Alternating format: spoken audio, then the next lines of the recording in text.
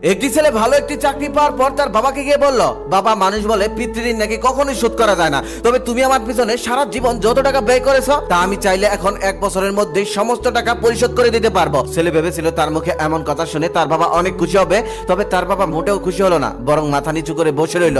কিছুক্ষণ পর তার বাবা বলতেছে, বাবা, তোকে একটা গল্প শোনাই, শুনবি? ছেলেটি তখন মাথা নাড়িয়ে গল্প শোনার জন্য সম্মতি জানালেন। তখন তার বাবা বলতে লাগলো, জানিস, তোর বয়স যখন 4 বছর ছিল তখন আমার বেতন ছিল মাত্র 1500 টাকা। সেই 1500 টাকা দিয়ে আমি সংসার চালাতাম, অনেক কষ্টে সংসার চালিয়েছি, তবুও কখনোই কাউকে বুঝতে দেয়নি। তোকে যেদিন প্রথম প্রাইমারি স্কুলে ভর্তি করে দিলাম সেদিন রাতে তোর মা আর আমি সারা রাত ঘুমাইনি। আমরা চিন্তা করেছি আজ থেকে ছেলের লেখাপড়ার জন্য আমরা কি কি জিনিস স্যাক্রিফাইস করব। সে বছর ঈদে তোর মাকেও একটা কাপড় কিনে দিতে পারিনি, তবুও তার কোনো অভিযোগ ছিল না। সে সবসময় বলতো আমার ছেলে একদিন মানুষের মতো মানুষ হবে, আমার সমস্ত ইচ্ছে সেদিন পূরণ করে দেবে। কিন্তু দেখ, তার এই স্যাক্রিফাইসে তুই মানুষের মতো মানুষ হলি, কিন্তু সেই হতভাগীটা আজকের এই দিনটা দেখে যেতে পারলো না। একবার তোর মা অনেক অসুস্থ হয়ে পড়েছিল, সে বছর প্রতি মাসে তোর মায়ের জন্য অনেক টাকার ওষুধ লাগতো।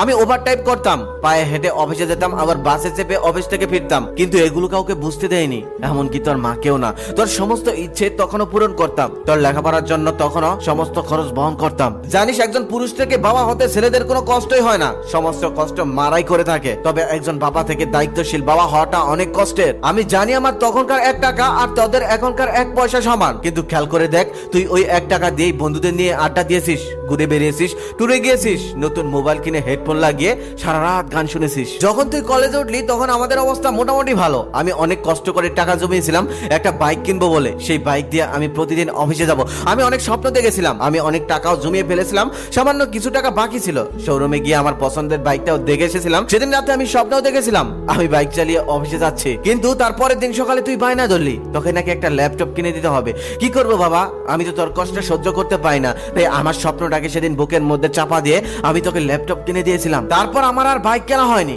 বাইকে চড়ে অফিসে যাওয়ার স্বপ্ন আর কখনো পূরণ হয়নি, তবুও মনে কষ্ট ছিল না, কারণ তোর স্বপ্নটা তো পূরণ করেছিলাম। আজকে তুই আমাকে সেই টাকা ফিরিয়ে দিয়ে পিতৃঋণ শোধ করতে যাচ্ছিস। দেখ, ডক্টর আমাকে মাছ মাংস খেতে নিষেধ করেছে, বাইক চালানোর শক্তি এখন আর আমার নেই। তোর মাও বেঁচে নেই যে তাকে একটা লাল শাড়ি কিনে দেবো। এখন তোর কাছ থেকে টাকা নিয়ে তোর ডক্টরের ওষুধ খাওয়া ছাড়া কোনো কাজেই লাগবে না আমার। আমি এখন টাকা ছাড়াই কল্পনার রাজ্যে স্বপ্নের হাট বসাই, সেই হাট থেকে তোর মায়ের জন্য লাল শাড়ি কিনে দেই, আমি তোর মাকে নিয়ে ঘুরতে যাই, বন্ধুদের নিয়ে আড্ডা দেই, সেই বাইকে চড়ে আমি ঘুরে বেড়াই পুরো শহর, যে বাইকটা আমি শুধুমাত্র টাকার অভাবে কিনতে পারিনি। সন্তানের প্রতি ভালোবাসা হয়তো কোনো পিতা কখনোই প্রকাশ করে না, তবে কখনোই সন্তানের প্রতি দায়িত্ব থেকে কোনো বাবাই পিছিয়ে যায় না। আমি তোর পিছনে আমার যে কষ্টার্জিত অর্থ ব্যয় করেছি তা হয়তো তুই একদিন শোধ করে দিতে পারবি, কিন্তু আমার যৌবনে দেখা সেই স্বপ্নগুলো তুই কখনোই ফিরে দিতে পারবি না, তোর মার আর আমার ত্যাগ করা জিনিসগুলো। বাবা তখন আরো বলল, তোকে একটা প্রশ্ন করি, ধর আমরা একটা নৌকাতে ঘুরতে গেলাম, সেখানে তোর ছেলে, আমি আর তুই, হঠাৎ নৌকাটা ডুবে যাচ্ছে, তুই একজনকেই বাঁচাতে পারবি, তুই কাকে বাঁচাবি? ছেলে অনেকক্ষণ মাথা নিচু করে বসে রইল, কোনো কথাই বলতে পারলো না। বাবা তখন বলল, থাক, তোর কিছু বলতে হবে না, কারণটা হলো ছেলে থেকে বাবা হয়, বাবা থেকে কখনোই ছেলে হওয়া যায় না। পৃথিবীতে সব থেকে ভারী জিনিস কি জানিস? বাবার কাঁধে সন্তানের লাশ। শুনেটা আমি না, প্রত্যেকটা বাবাই চায় তার শেষ যাত্রায় যেন তাকে কাঁধে করে কবর পর্যন্ত পৌঁছে দিয়ে আসে।